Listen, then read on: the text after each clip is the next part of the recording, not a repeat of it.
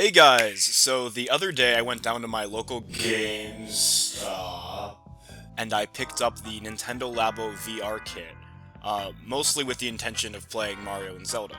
So after spending around 45 minutes putting together a toy aimed at children, I finally had my Nintendo Labo VR kit, which is basically like Google Cardboard.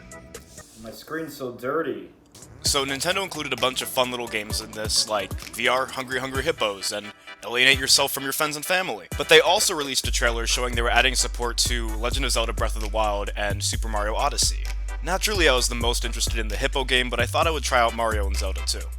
So first, let's take a look at Zelda Breath of the Wild. The interesting thing here is you can actually dock your Switch and play it in VR mode, and I'm not sure why, but you can. So hey, you can actually see like what it looks like split between the two screens. So there's a couple things with this. The first is that it runs, of course, at 30 frames a second, which is actually pretty impressive because it matches the original game.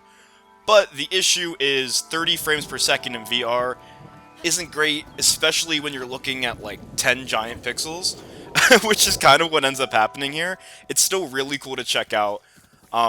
Even if you just like cross your eyes and try to look at it in this video, you can see that the 3D is pretty good. And honestly, considering that you can play the whole game in VR, and it's no additional cost, like besides getting the Labo kit, I think it's pretty awesome they added this. There are some minor little issues with switching it to VR, but honestly super tiny things, like text sometimes goes through objects in a weird way, but I see that happen in VR games all the time.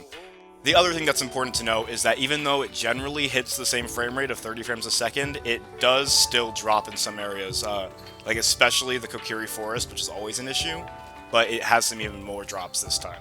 The game also does allow you to look around, but it doesn't really work exactly like a typical VR game. It's less like you're a floating head that can look around and more like your head directly controls the camera. So when you look down, it'll tilt the camera, or if you look left or right, it'll rotate around Link. But you can't actually tilt your head from side to side or move your head around, which is actually different from Mario, which we'll see later. It is really cool to be able to jump off of high heights and kind of see that depth in action. There's actually a lot of little effects, just like little particles moving through the air that I didn't even notice until I tried it in VR. I will warn you though, if you get motion sickness from VR, which I do, it's definitely one of the more difficult games to play for a while, especially considering the low frame rate. So next we have Mario, and Mario added a completely different mode, actually separate from the main game. So you can't play the main game in VR, but instead it actually has some new content.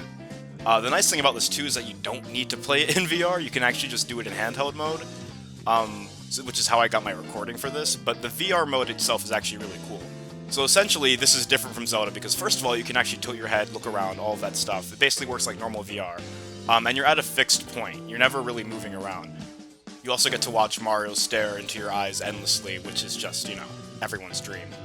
So the main premise of each of these levels is that you actually are just in a stationary point, you control Mario and you look around and you basically try to find instruments to give to these musicians. And basically once you find all three of them, you completed the stage. So these are actually really fun. They actually have a good amount of new content in them too. I mean, they're pretty unique challenges. So we actually get to see stuff like the Mer ladies singing, which is everyone wanted. I also just can't resist watching this Wooded Kingdom robot smashing a piano with his gardening tools. That's pretty great. The only thing is that it gets kind of hard to see Mario when he gets far away. They did try to make this better by including a zoom option, but it still doesn't feel like the best solution. It is worth noting that the 3D actually does make the levels a little bit easier to play. I noticed that when I tried to play it in handheld mode, it wasn't really as easy because I couldn't tell where the hell I was most of the time. Odyssey also gives you the option to watch the opening and ending cutscenes in 3D. It's not really VR, it's more just watching it in like a 3D theater. But I mean, it's cool to check out if you're interested. Not as cool as the main game stuff though. I think overall this is a pretty good first step for Nintendo into VR. Honestly, if the screen resolution was just better, that would make such a huge difference. Even just moving up from, you know, having to split 720 in half is just too little pixel density, honestly. But I do think that as far as first steps into VR go, not only are the games actually included with the VR goggles pretty cool, but Mario and Zelda are, you know, it's awesome to see them finally in VR, even if it's through a little cardboard headset. So if you do have Nintendo VR and if you want to get it, I I don't think I would, buy it for Mario and Zelda, but if it's already something you're interested in, it's definitely something that's really fun to check out. So I think you guys should check it out, and let me know your impressions in the comments, actually. If any of you got it, I want to know. So I'll see you guys next time.